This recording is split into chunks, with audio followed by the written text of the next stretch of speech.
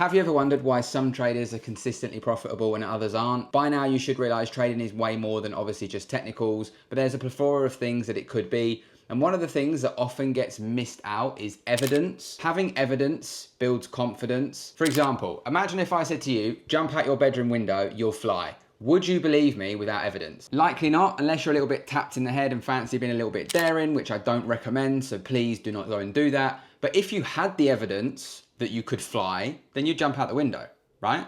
Simple, because you have the confidence backed by evidence. Having evidence in your trading plan and you as an individual is what you need in order to succeed in this game. With evidence, you're able to make informed decisions because it's backed up by hard-hitting facts. For example, this is an apple, this is a knife. I know this is a sharp knife. Now, how do I build evidence? Yes, I could cut myself with it, but that would be quite nuts. Or I could prove it by cutting this apple. I've proved and given myself evidence that this knife is sharp. Therefore, I'm not going to cut my finger because I know it will hurt.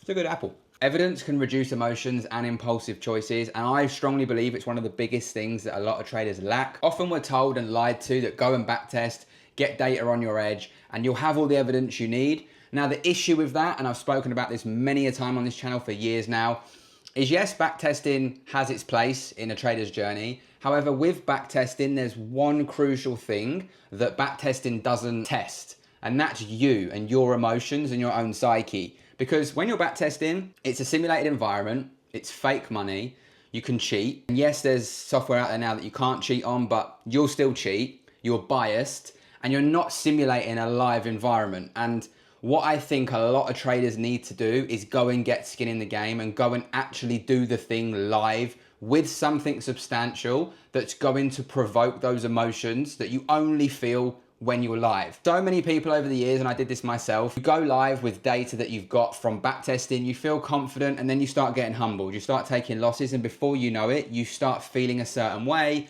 acting on impulse, acting on emotion, taking trades that don't fit your plan, hesitating to push the button, and you find yourself in this pickle where you're like, this wasn't how backtesting went. Maybe it was a fluke. Maybe it's the edge. You see Forex Smasher 69 online, absolutely cleaning up. They took a trade you didn't. You think they have something technically that you don't have. Then you go and buy their course. Then you see Forex Smasher 69's brother. He's doing the same. You go and buy his course. And before you know it, you just become a hoe for buying courses or mentors, thinking that's the problem. But the problem is you lack evidence in the thing that you're doing because you're not doing the correct things to build the evidence. So my best advice would be get a figure that means something to you. Do not go and put your entire life savings into a broker, and do not be stupid with this. We need to use common sense, but let's say £1,000 is something that will provoke that emotional feeling, or a funded account, £500, 100K account, for example, it will provoke that emotional feeling and response.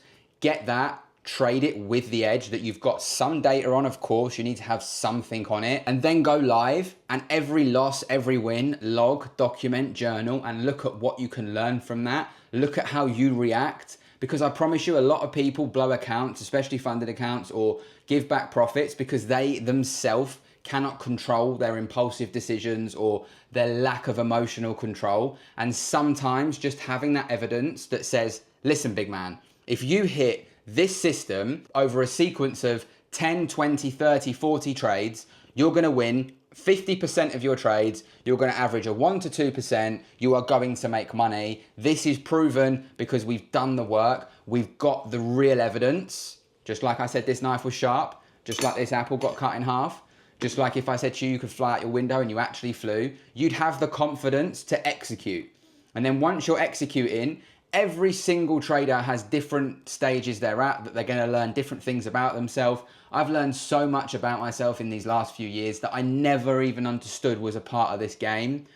And until you start to understand these things on a deeper level, you're just going to keep going round and round in circles and thinking it's the technical side. And the reality of it is if you take a few losses, your ego can't take it, or you don't like losing, or you don't even have evidence to prove this works, you've just got a mental that says it works, trust me, you're going to start thinking they're chatting shit, but they may actually have the evidence and their mind in check to execute. And that's what a lot of traders struggle on. And it's very simple, but it's very effective. Build real evidence. You have to understand trading is going to take time. Just like if you were trying to become a surgeon or a pilot or an engineer, it doesn't happen like that. Anytime you try and cut corners or anytime you try and rush the process, you are just going to delay it longer and longer. And although at the time you might think there's a shortcut, often those shortcuts are side quests that lead you back round into a circle to exactly where you was before. However, if you'd done the work required, you would be further ahead. If you haven't watched my video that I posted on Tuesday about edge and what an edge is, I highly recommend watching it. I'll catch you all in the next one. Peace and love, gang.